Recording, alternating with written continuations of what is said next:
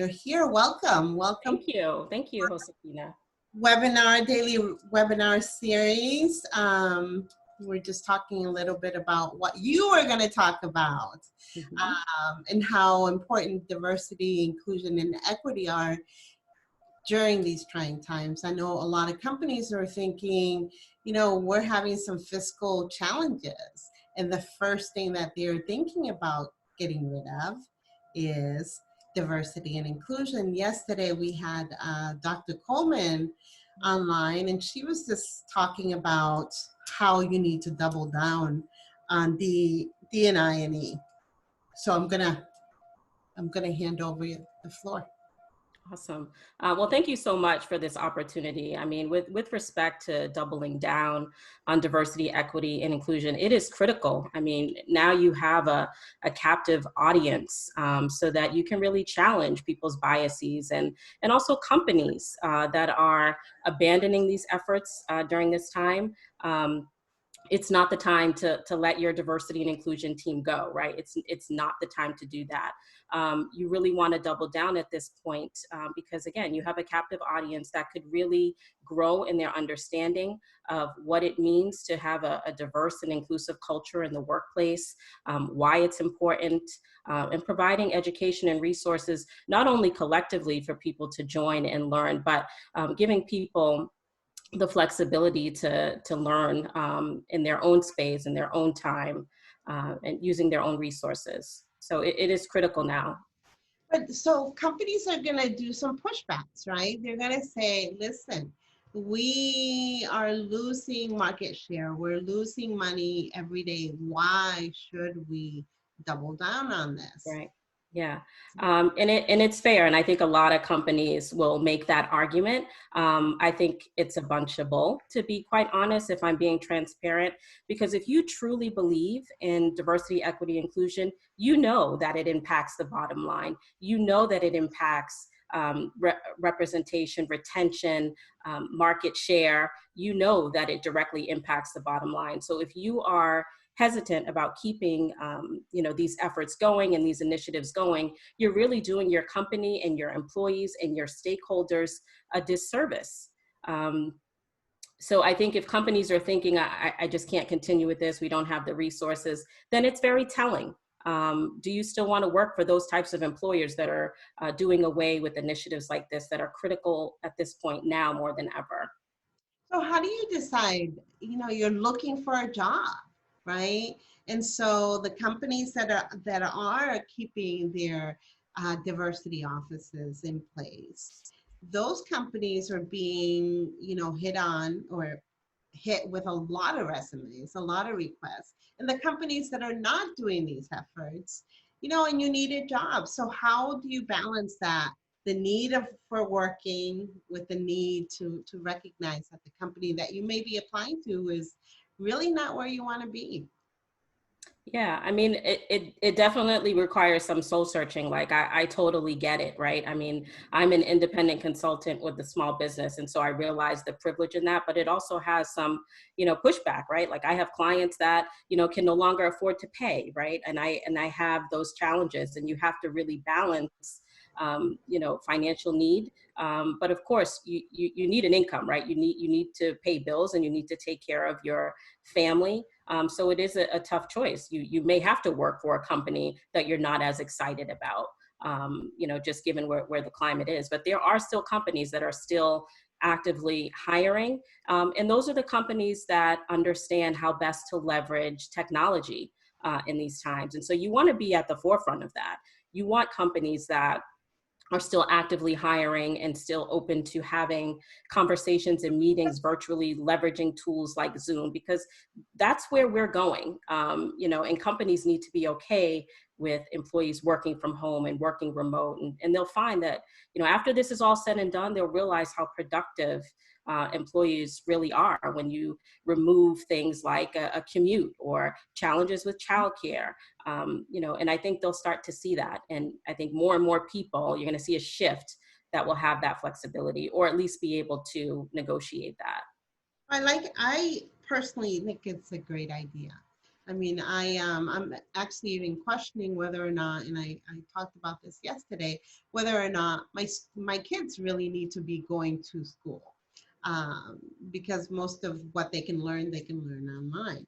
But getting back to diversity in the workplace, are there strategies? Say you have a company X, and they really are committed to diversity and inclusion, right? But they have lost a lot of revenues, but they want to keep their offices. Are there ways that they can still embrace D&I and yet be able to save money? hmm Yeah, I mean, you can downsize your space, right? If you have 100 employees and your space serves 100 people, you could probably downsize, to servicing 50 people at any given time at your in your building. So leveraging technology so that people can work from home and come in when necessary will certainly reduce costs associated with real estate. And so companies should be doing that anyway, right? Because more and more people are having that flexibility to work remote. So, and then leveraging online tools again, like Zoom or other virtual platforms where you can facilitate meetings and, diversity inclusion workshops. And so there are a number of things that you can leverage technology for that will save you a ton of money as it relates to space. Now, Darla, I find it interesting, right, that what you're saying in terms of technology and how it's really kind of the bridge between work and home, right? But technology companies have had the biggest problems with being diverse, inclusive, and having equity. hmm So, Right. what do you say to that? Yeah, I think they're two separate issues, right? So there are so many companies that struggle with diversity, equity, and inclusion, and we're all on our journey, both professionally and personally. So the tech space, unfortunately, has taken a really big hit, and a lot of attention has been drawn to the fact that they lack representation. And when they do get the diverse candidates, they're not able to keep them. And that's not unlike many other companies. It just so happens that technology, there's been a light shining on it. And I think they just need to do a better job with developing recruitment strategies that are diverse strategies that are incorporated into an existing strategy, as opposed to this separate thing over here that we're doing to build diverse pipelines. It needs to be integrated. Every single recruiter, talent acquisition professional at your company should be upskilled on what it means to attract diverse talent. And all hiring managers and leadership need to be committed to retaining that talent, developing the talent, and providing opportunities for upward mobility. So, I mean, that goes for any company, but certainly technology, we're not seeing the numbers that we want to see, not within the company, not in leadership, not at the board level. And so we need to challenge those companies. And if you're a person of color or from a marginalized community that is in-house and you have the ability to challenge that, then you need to do that. So, uh, I know that you provide strategies to companies, corporations on how to recruit. Can you walk us through some of those efforts? You don't have to give all your secrets away, but just through some of, you know, very nebulous. Yeah. I think it starts with leadership's commitment. If your leadership is not talking about it in town hall meetings, it's not incorporated into a written strategy, 5-year strategy, then they're not serious about it, right? Because then there's no accountability, there's no measurement for success. So that's first and foremost. I also think that if you have someone that is connected to the community, you're able to develop those relationships and it's more authentic, right? They're organic relationships. So developing strategic partnerships with organizations that you know are going to bring in diverse talent is critical. And if you don't have those relationships already, then you need to work on establishing them.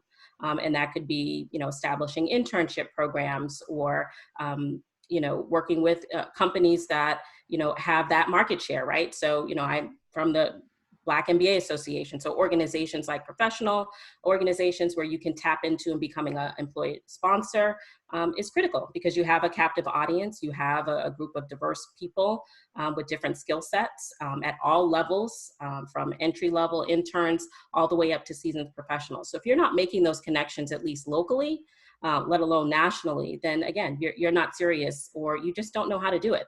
And that's where I come in and can help companies do that.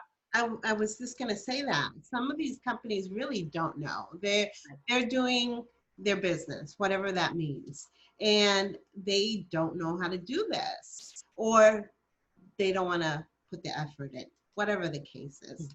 You come in, you're able to create those relationships.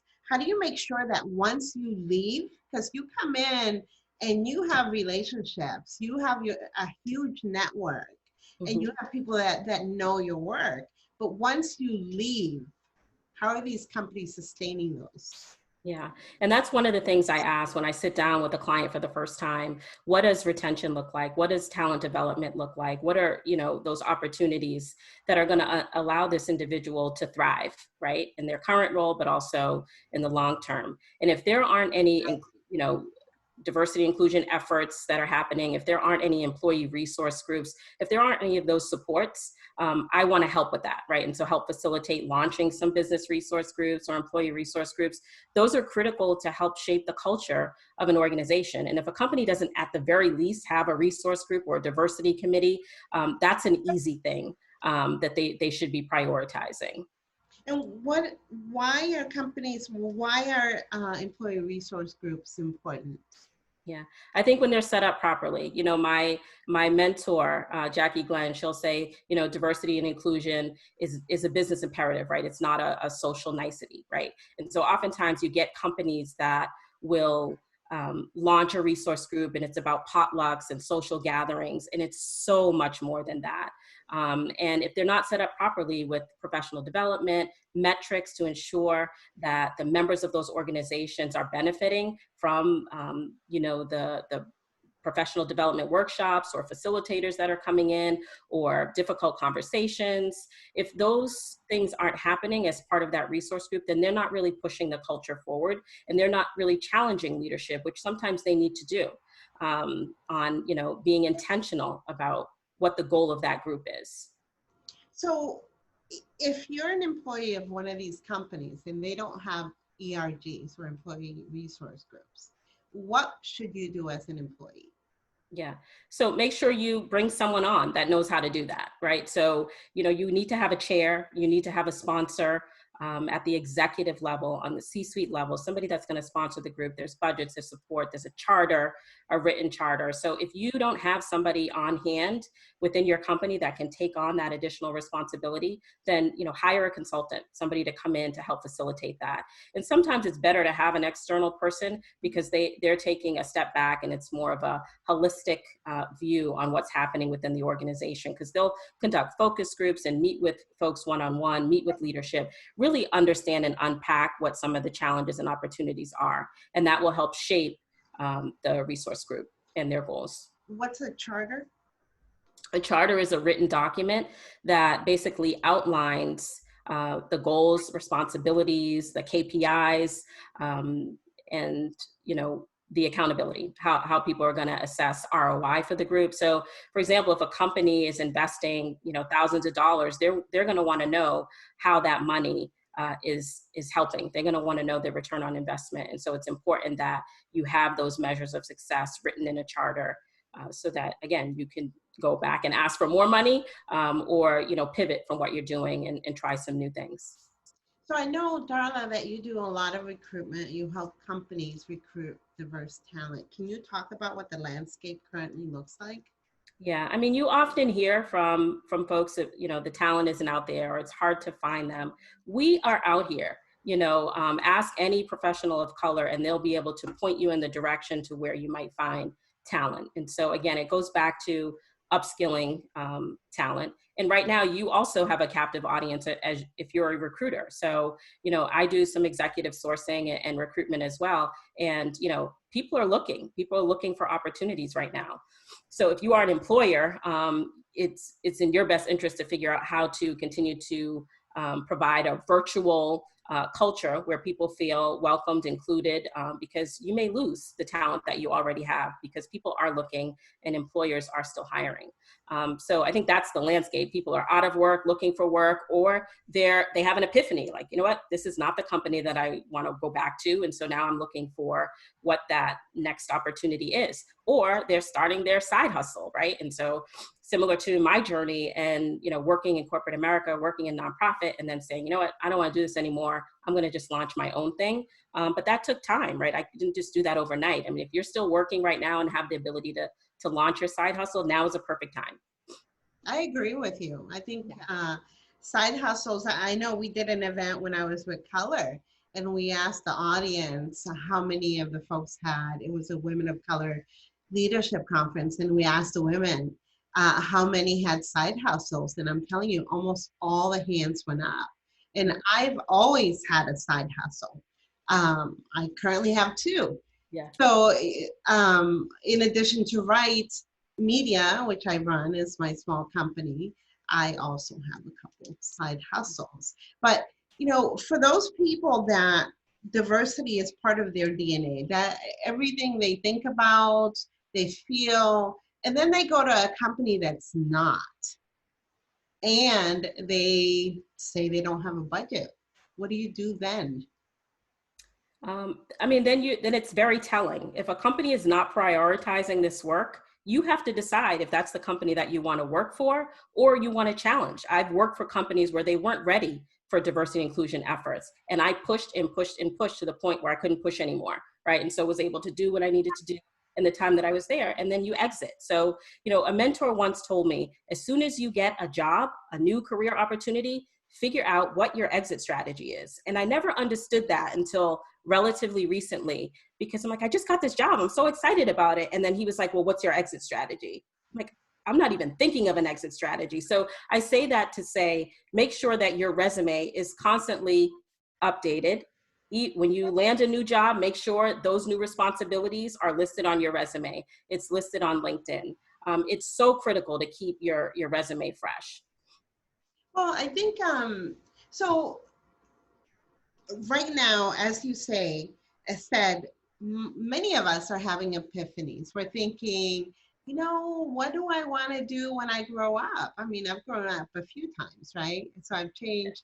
I've done different things, as you have as well. Now, what do you recommend that they do in addition to doing or working on their resume? Because I know even and I'm sure you have as well, have had issues with our resumes. Mm-hmm. It's not an easy thing to do. It sounds easy, Right. but really you have to be very thoughtful in your approach. What are your recommendations? Yeah. So resumes are tricky because, recruiters have different perspectives on what they should look like. They may have different advice. So I would always recommend getting a coach. If you don't have an executive coach, no matter where you are in your career, someone you can go to that can really help advise you, then that's priority. Get one. You should have one. Also, I would say, brush up on your interview skills. And with AI, you need to make sure that keywords are in your resume. So you need to do a lot of research around that. You may have multiple resumes, and you should, depending on the type of roles that you're applying to. Not only do you need those keywords, but it has to be industry specific. If you are trying to pivot from nonprofit to corporate, for example, you need to make sure you're talking their language, right? Corporate doesn't really care about passion and this and that. They care about numbers and measurements and how did you measure the success and how did you, improve by X%. Like those are the bullet points that they want to see.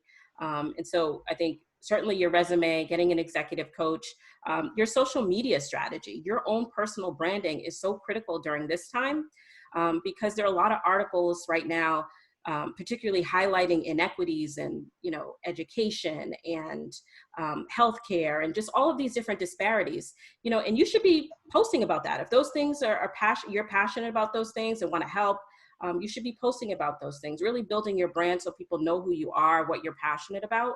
I tell people all the time, I post to LinkedIn at least once a day. There's some sort of activity that I do, whether it's liking something, sharing something, or posting an article, because I think it's important for people to know who I am. And through those efforts, I've been able to get clients. I haven't had to do any formal business development. And I realize, again, the privilege in that. But people see my social media, my Instagram, my LinkedIn, and they reach out. Hey, can you help with this? Can you help, or do you know someone? So I think it's critical. Those 3 points, your social media, your resume, your interview skills are critical. I remember you and I talked about that a few weeks ago in terms of LinkedIn. And I have always had a very strong social media presence as it related to my companies.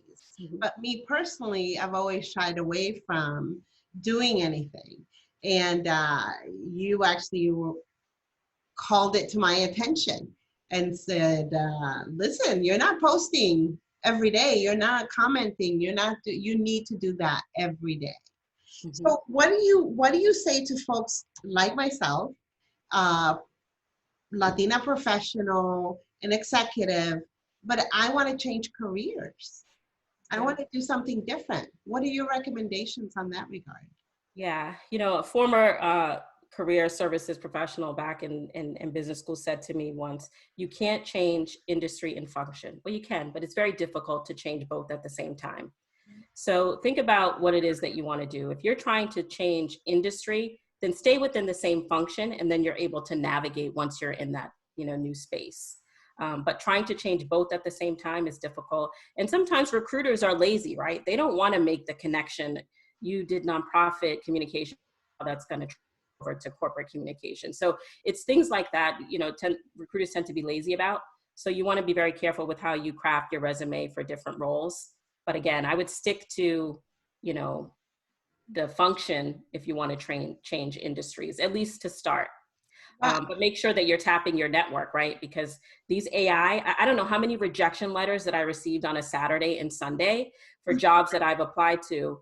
When no one's reviewing your resume, it's AI, it's a computer, and they have their own bias, right? So, making the call to say, hey, I applied for this job, can you flag my resume, or do you know anything about it?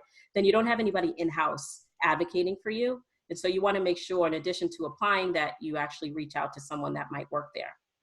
So I loved what you said regarding industry and function, because it's true. You can't go in and change. So I've been in the media space for a long time. It's some place where I feel completely comfortable, but I can't change my industry and then do something else.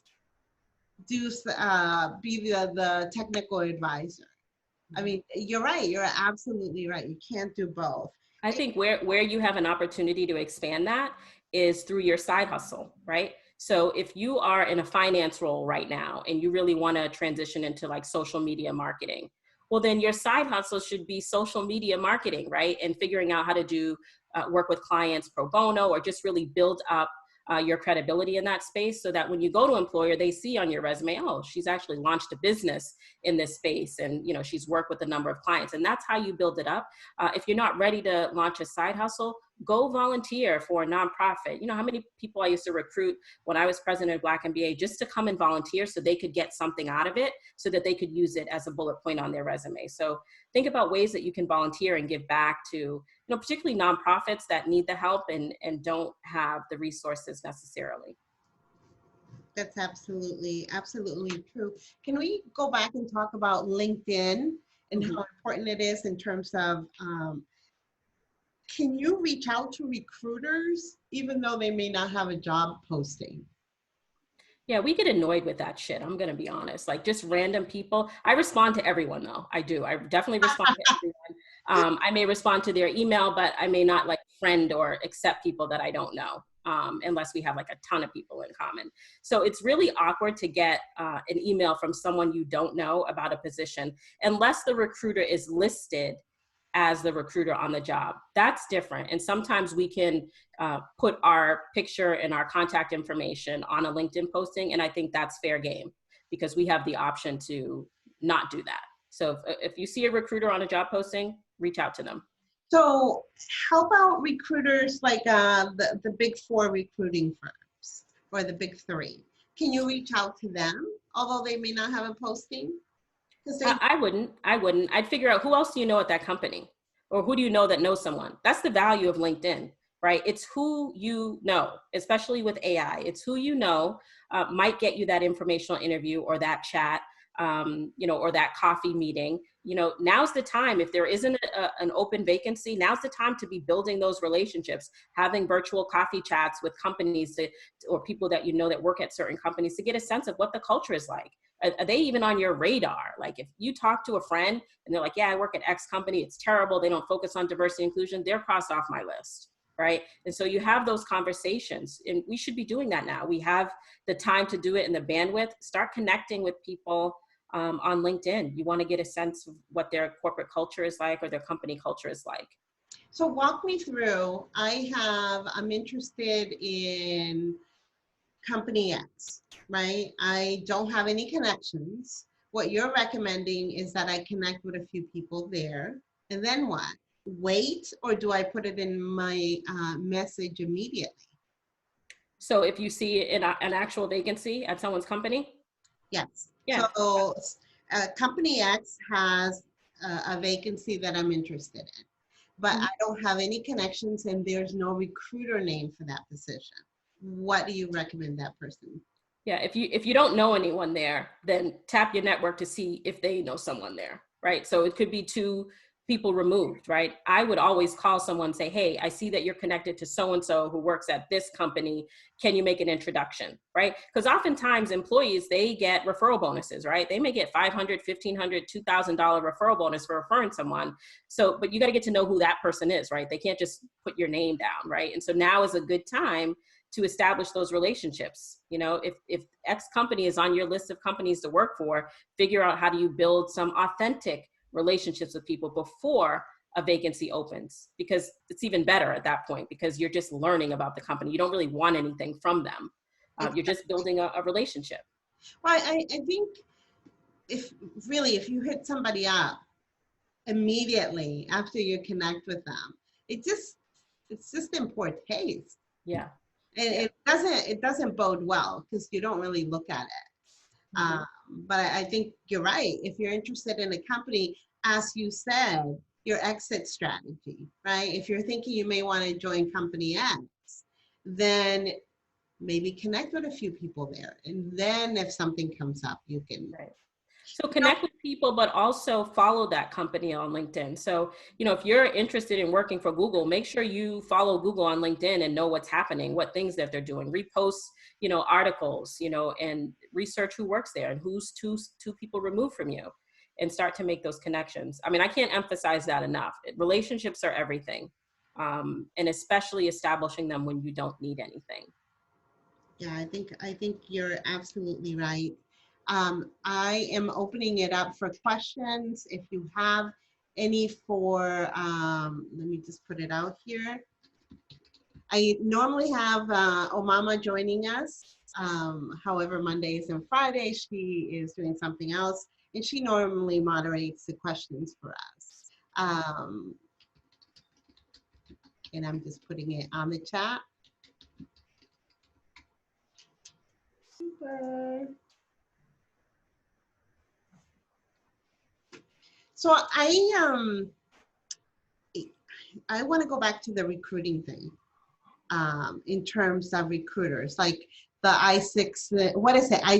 Isaac Millers? Is it Isaac Miller? Is that the right? Big staffing companies? Yeah, or aren't they recruiters? Yeah. Because sometimes they get jobs that you don't even know that they have, right? And they're not posting it out there, but they have a repository of resumes. Should you be submitting your resume to some of these recruiting firms? Yeah, I mean, it doesn't hurt. I mean, the challenge with those big staffing firms is, I don't know if they still do this, but, they make you come in, then you got to meet with them. And, they're competing for jobs against, other staffing agencies. And it just gets messy if you're working with one or another. So I'm not a big fan of those staffing agencies, but I think to your point, they do have exclusive jobs that may not be posted on a company website. And so if you're not going to submit your resume, then I would say at the very least, make sure that your LinkedIn profile is up to date, it's robust, you have connections, especially what does robust look like? I'm sorry, go ahead. What does robust look like? So it has all of your employment history, right? And you have connections, right? You don't have 50 connections. You have connections with people that you know, that can speak positive about you. You don't want anyone connected to your LinkedIn that has something negative to say. Delete them. And Because if they know somebody that knows you, and they're going to call them, say, hey, I see you're connected to so-and-so. What do you think about him or her?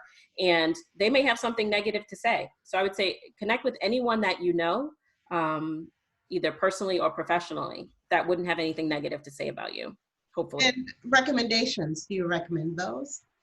Absolutely. Especially if you leave an employer and you're not quite sure, can I really trust that person to say something nice about me? There's nothing better than to have a public recommendation. And so if you are at a company now is the time to really build up those LinkedIn recommendations. Very easy to send a recommendation request via LinkedIn. And I found something to be helpful is to just add a couple of bullets that you would want that person to potentially highlight. If they don't know you as well, but you want them to speak to some of your accomplishments at that company, now's a perfect time to do that. Every employer I've had, I think I have a recommendation at least from one of them.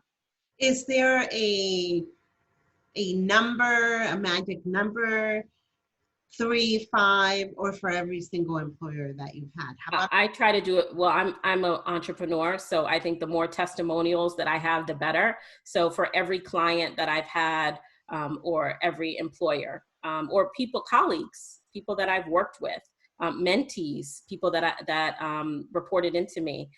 So not even just senior level people, but your direct reports. It's nothing better than getting a great reference from a direct report. now, Darla, if I represent a company and I want to contract you, what's the best way to connect with you? My website, degracegroup.com. thegracegroup.com. Let me put it out here. Again, normally somebody's doing this and it makes it easy. thegracegroup.com. Yeah, I think, the challenge for a lot of companies is that, when you're in the mix of doing the job, whatever the job is, the deed, if you're making books and that's all you're doing, you're so busy doing that sometimes you just are not taking a breath and looking at what environment you've created, right? Mm-hmm. And so it's important for a company to step back and bring somebody in. If you don't have the time, you don't have a staff to do it, you need to bring somebody in to create a strategy for you. As it relates to diversity, you can't have everybody, some companies do, everybody look like you with your same background and your same information. Yeah.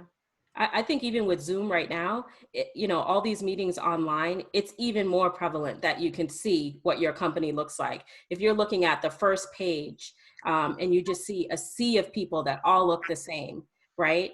So one thing I'll add is that if you are signing into a Zoom meeting, make sure that you are early, especially as a person of color. Early, like 15 minutes early, because if you're on time or late, you're going to be at the back of those pages of Zoom, and you want to be present. You want to be at the forefront of those conversations, so people don't have to scroll through to figure out who else is on here. That's a great idea. Yeah. I know for these webinars, we're not having everybody. There's just some days we just have way too many people. Thank you everybody for joining us, of course, but we can't have everybody on the screen. Plus it's a webinar between two. Mm-hmm. But you're right. I hadn't even thought about that, because the new normal is, or at least this normal that we're living through, it's that, and that's so smart. I hadn't even considered. Representation matters, and companies will try to bury the representation piece in terms of the salient characteristics and say, oh, it's about like different perspectives. Like, that's also a lot of BS, right? Yeah. You need to look like society. You need to look like your consumer. You need to look like the communities in which you operate. That is easy to do, right? And then you focus on culture, well, at the same time, and inclusion, so that you're able to retain those people. If at the very least you don't even look like, the people you're serving, that's a problem. That's a problem for me. That is a problem, and it's not only corporate America, but it's also nonprofits. Absolutely. You go into their offices and there's no one that is representing where you come from. Or they're in the entry level positions, right? Which is where a lot of companies struggle. So you need to figure out how to warm up that bench so that your entry level talent is really moving upward in the organization. And if you're not intentional about that, people are going to leave. They're going to jump ship and find a new opportunity, a new company that's willing to give them that new position.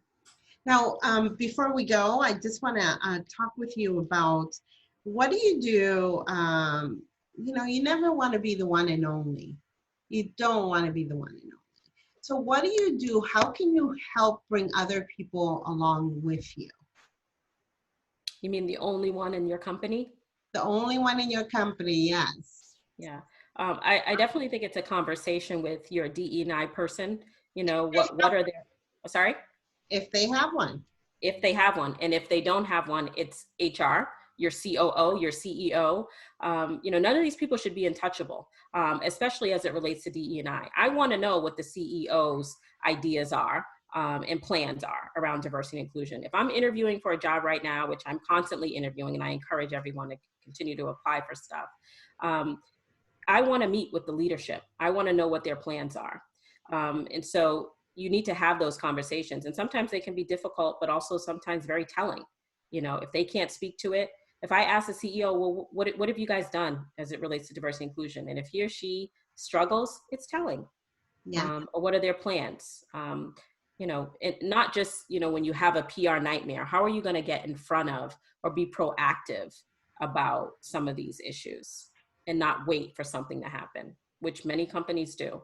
And it's unfortunate because it can be avoided in most cases. Absolutely. And it doesn't require a huge amount of effort. No, Honestly, it doesn't.